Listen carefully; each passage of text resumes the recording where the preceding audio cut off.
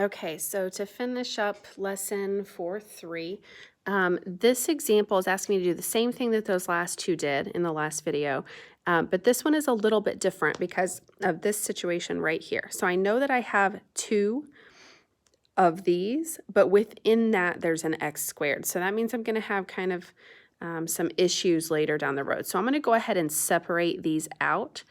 So this is the same thing as saying I've got 4x squared minus 5 times 4x squared minus 5. Then I'm going to do each of those separately. Now, you don't necessarily have to do them separately. I'm going to do this one separately so that you can visually see it. On the next one, I might take a shortcut. But this one comes out like this. I've got 4x squared minus 5 equals 0, which means I have 4x squared equals 5, or x squared equals 5/4, which means x is going to be plus or minus the square root of 5/4, which means x equals plus or minus, and I'm going to write it like this. I've got the square root of 5 over the square root of 4, which is 2. So the square root of 5 over 2. Okay, if I did this one over here, I would get the exact same answer. So a couple of things you can do here. You could say that I have this answer, and that's a multiplicity of 2 for each one, meaning I really have two answers here, right? I have a positive square root of 5 over 2, and I have a negative square root of 5 over 2. So what I need to tell them is that's two answers, and I'm aware that that's two answers. So the multiplicity of 2 is for each. I should just say each. Multiplicity of 2 each for both the positive and the negative case. So the other way that I could have said it is I could have listed out positive 5 square root of 5 over 2 and said that one has a multiplicity of 2, and then negative square root of 5 over 2, and it has a multiplicity of 2. So really I didn't need to separate these necessarily. I think you guys are fine with just writing it like this. But just remember that it is a multiplicity of 2, but it's a multiplicity of 2 for each of these answers because there is more than one answer in there. Okay, so this one, same weird situation happens where I have x squareds inside there, so I need to really be careful with this. So the first thing I'm going to do is factor this one out. So this is going to give me, I'm just going to write them out like this. I know that whatever I get here is going to have a multiplicity of 4. And whatever I get here is going to have a multiplicity of 2, right? So I just need to be careful with how I'm writing it at the end. Okay, so this one is going to be, I'm going to have to factor it out, right? So this gives me, let's see, I'm going to do 2x and 3x. And then I'm trying to get a 7 in here. So if I did a 5 out here, that would give me a 10 and a 3. So that would work. So if I subtract away 3 from my 10, okay, so 2x minus 1 gives me 2x equals 2x minus 1 equals 0, which means 2x equals 1. So x equals 1/2. So I'm just solving this one out. Set it equal to 0 and solve it. Same thing with this one. Set it equal to 0 and solve it. So that one's going to give me 3x equals negative 5. And x then equals negative 5/3.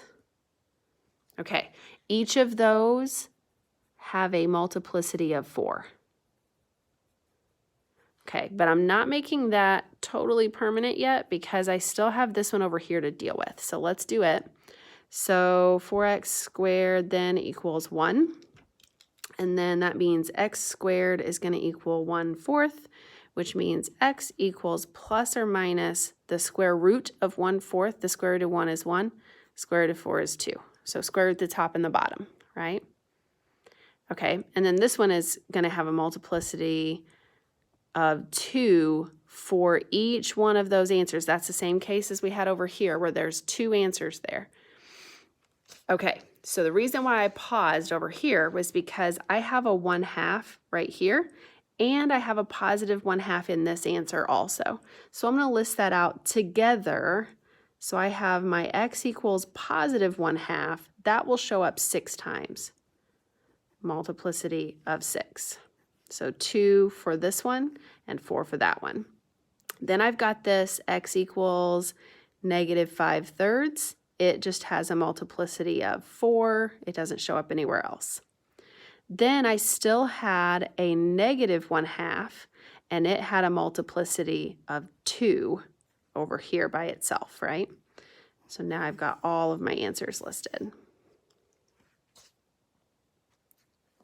Okay, this next set, I'm going to use synthetic division on it. And you know how the other day I was talking about how I'm not really a big fan of synthetic division because I didn't really understand the why behind it.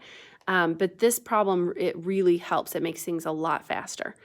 So this problem is telling me that I know that negative 3 is a factor and it's there twice. Okay, so if that one, negative 3 isn't a factor, it's a solution. So that tells me that x plus 3 is a factor. So when I write this out in factored form, I could write this as x plus 3 squared times something else. The problem is I don't know what that something else is. So I'm just going to divide it out and see what happens. So if it's a multiplicity of 2, that tells me that this negative 3 value goes into this polynomial twice. So I'm going to divide it in there twice and see what I'm left with. So remember in synthetic division, if there's anything missing, put zeros in its place. Otherwise, just put the coefficients. So 1, 7, 13, negative 3, negative 18. Okay, I'm going to drop down my 1. Negative 3 times 1 is negative 3. That gives me a 4. Negative 3 times 4 is negative 12. That gives me 1. Negative 3 times 1 is negative 3. That gives me a negative 6. And then negative 6 times negative 3 is positive 18, which gives me a 0 for my remainder. So that should happen, right? Because they said that it is divisible by this, so it has to come out perfectly.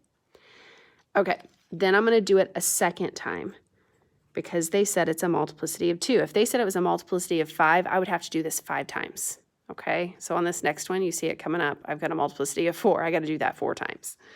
All right, so let me list out what I have left. So I'm just taking what I had at the end, putting it in, using synthetic division, drop down my 1. 1 times negative 3 is negative 3. This gives me another 1. Negative 3 times 1, negative 3. That gives me a negative 2. Negative 3 times negative 2 is positive 6, which gives me 0. Again, that is what should happen, so I'm not surprised there. So here's what this tells me at the end.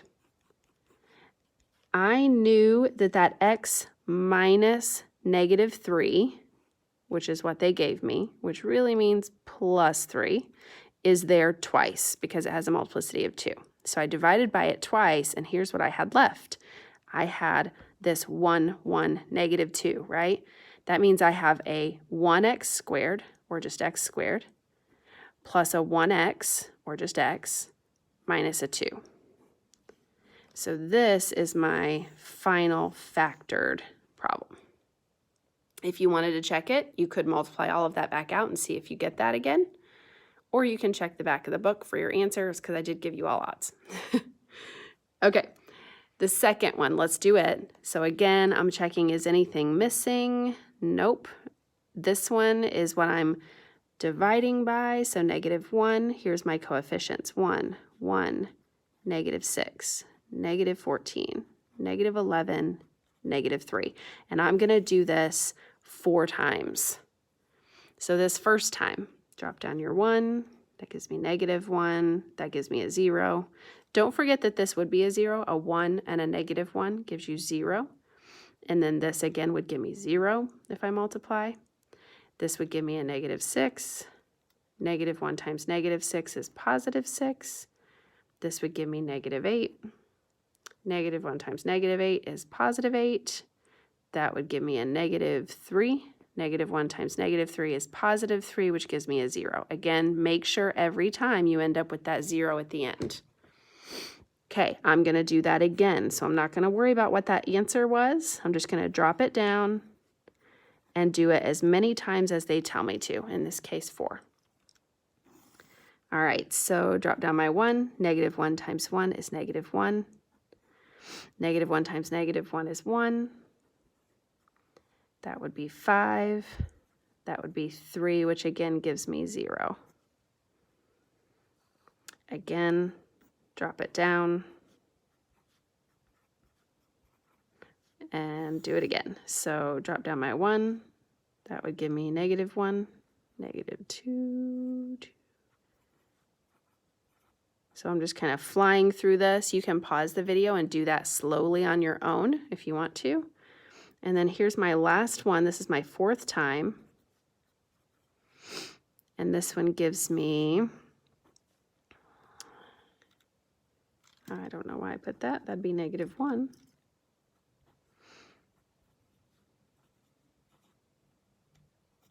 Okay, so here's what that tells me.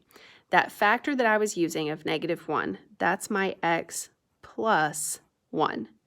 And they told me it was there 4 times, so a multiplicity of 4.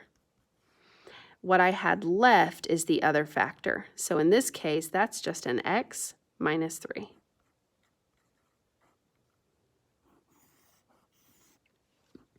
Okay.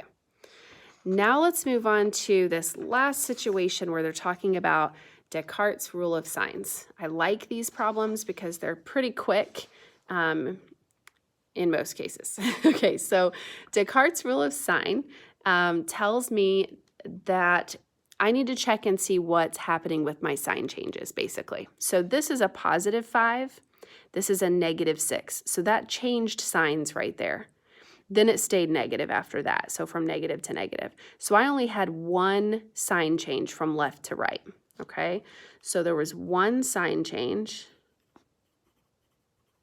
in the original problem, and that tells me that I have one positive solution. So when my x was a positive x, there was only one sign change that gave me one positive solution. If this had been 2, then it could be 2 or 0. So you have to be able to go down by even amounts. So if it's 2, then it could also be 0. If it's 3, it could also be 1. If it's 4, it could also be 2 or 0, if that makes sense. So we'll see more of those as we go. The other thing that we need to check, so this is my positive solutions. I also need to check and see how many negative solutions would there be. Well, the way to do that is to plug in -x and see what happens, again, to your signs. So if I plug -x in there and -x in there, let's see what it does to my signs. So this negative, when I cube that, it's going to keep it negative. So this is -5x cubed now. And this would become positive 6x. So now when I look at my sign changes, I have negative to positive right there, and then I have a positive to a negative right there. So I have 2 sign changes, which means I have 2 or possibly 0 negative solutions, okay? All of the rest, so let's say I still had more solutions to go. Well, I know how many positive ones there are, and I know how many negative ones there are, but it is possible that I could have complex situations. So I'm always going to kind of keep that in the back of my mind. So the 3 that I'm looking for, positive, negative, or complex solutions. So one option here, first of all, let's check and see how many do I have total. Well, this is a x cubed polynomial, which tells me that I have 3 total solutions, right? Okay, so then when I look at how many positives or negatives I have, that's how I come up with those totals. So I have 1 positive, that's a given, and it has to stay 1. The negatives, though, I could have 2. It's possible that I could have 2. The other situation, so I'm going to write this out again, positive, negative, complex. I could have 1 and I could have 0 negatives. But if I have 3 total, what's that tell me about this complex situation? Well, I had 1 there, 2 there, which means I have none as far as complex go in this scenario. The other possibility is that I have 1 positive, 0 negative, and 2 complex, because that would give me 3 total, right? So these are my 2 possibilities here. And they will list your answers in this order in the back of the book. So when you're looking, if you just have 1, 2, 0 or 1, 0, 2, I will accept that answer the way that it is. Positive, negative, non-real complex are the three that's how they put them in order. Okay, so my next situation, let's look at this one. I have, let's see, a sign change right here from positive to negative, and then I have from negative to positive right here. So that's 2 sign changes, and then it stays the same at the end. So 2 positive solutions then, or here, let me just move this over. I have 2 or 0 positive solutions. Because remember, if you have 2, go down by another 2, and that's a possibility as well. Okay, and then what happens if I check the negatives? So negative x cubed minus 4 times negative x squared plus 3 times negative x plus 7. Okay, so this one is going to stay negative because that's an odd exponent. So this is negative 3x cubed now. This one, I want you to be really careful with this. Having a negative x squared basically means it's the same thing as just x squared because that's going to cancel out. Do not cancel it out with this one. That negative 4 up front, this gets squared first, which gives me x squared, and then this stays the same.